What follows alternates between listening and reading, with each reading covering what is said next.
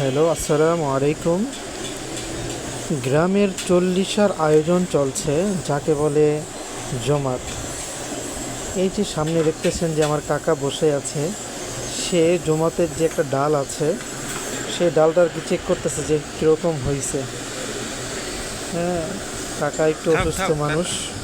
হ্যাঁ, পৃথিবীতে অনেক স্বাদই সে তার জিহ্বা দিয়া আস্বাদন করেছে, তার জন্য তাকে দিলাম আর কি ডালটা খেতে কীরকম কী লাগে।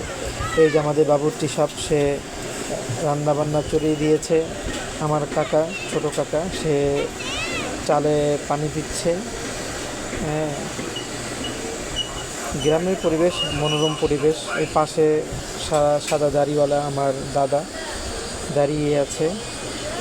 সুন্দর একটি পরিবেশ।